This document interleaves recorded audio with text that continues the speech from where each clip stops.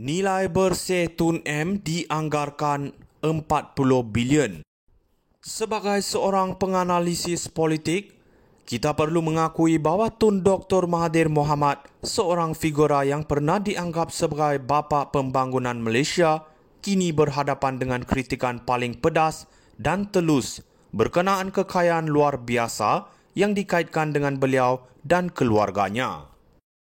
Fakta yang tidak dapat dielakkan adalah ketika rakyat masih bergelut dengan kos sara hidup yang melonjak, angka kekayaan yang dianggarkan mencecah berbilion ringgit memaksa kita untuk bertanya, adakah kekayaan ini diperoleh secara sah atau adakah ia hasil daripada eksploitasi dasar kerajaan untuk kepentingan peribadi. Dari zaman pemerintahannya, kita melihat legasi yang kontras. Di satu pihak, Malaysia berkembang pesat dalam infrastruktur, di pihak lain, terlalu banyak projek mega yang kini dilihat sebagai gajah putih. Simbol korupsi yang sukar untuk dilupakan. Projek seperti Proton Pewajar Steel dan pelbagai penyelamatan bank ketika krisis kewangan Asia menimbulkan persoalan sama ada Mahathir benar-benar berjuang untuk rakyat atau sekadar memastikan kroninya terus menikmati kekayaan yang melimpah ruah. Kritikan panas di sini ialah mengapa Mahathir begitu lantang dengan retorik perkauman terhadap kaum Cina dan India. Seringkali apabila tokoh politik lama berasa kedudukan dan legasi mereka terancam, strategi yang digunakan adalah mengalihkan perhatian dengan memainkan sentimen perkauman. Ini adalah taktik lama yang digunakan untuk mengekalkan pengaruh di kalangan penyokong tegar. Bila isu ekonomi dan rasuah tidak lagi boleh ditutupi, kad perkauman adalah senjata terakhir yang digunakan untuk mengalihkan perhatian rakyat. Mahathir yang pernah dianggap sebagai pemimpin yang pintar, kini kelihatan semakin terdesak. Cuba menyelamatkan legasi keluarganya daripada dimusnahkan oleh pemerintahan yang lebih terbuka untuk menyiasat kesalahan lampau.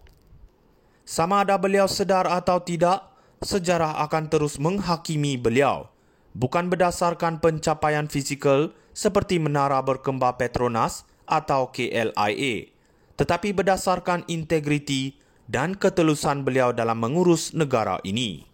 Sekiranya nilai bersih kekayaan beliau benar-benar mencecah angka 40 bilion seperti yang dikatakan, rakyat Malaysia berhak mendapatkan jawapan yang jelas dan tanpa kompromi. Jika tidak, Mahathir akan dicatatkan dalam sejarah bukan sebagai bapa pembangunan Malaysia, tetapi sebagai satu lagi diktator yang memanfaatkan kuasa untuk memperkayakan keluarga dan kroni, meninggalkan rakyat untuk terus bergelut dengan masalah yang beliau wariskan. Nilai bersih Tun M dianggarkan 40 bilion. Sebagai seorang penganalisis politik, kita perlu mengakui bahawa Tun Dr. Mahathir Mohamad, seorang figura yang pernah dianggap sebagai bapa pembangunan Malaysia, kini berhadapan dengan kritikan paling pedas dan telus berkenaan kekayaan luar biasa yang dikaitkan dengan beliau dan keluarganya. Fakta yang tidak dapat dielakkan adalah ketika rakyat masih bergelut dengan kos sara hidup yang melonjak, angka kekayaan yang dianggarkan mencecah berbilion ringgit memaksa kita untuk bertanya, adakah kekayaan ini diperoleh secara sah atau adakah ia hasil daripada eksploitasi dasar kerajaan untuk kepentingan peribadi.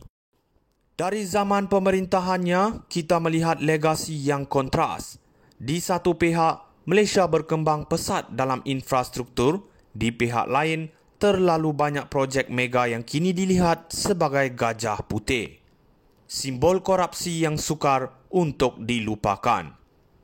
Projek seperti Proton Pewajar Steel dan pelbagai penyelamatan bank ketika krisis kewangan Asia menimbulkan persoalan sama ada Mahathir benar-benar berjuang untuk rakyat atau sekadar memastikan kroninya terus menikmati kekayaan yang melimpah ruah.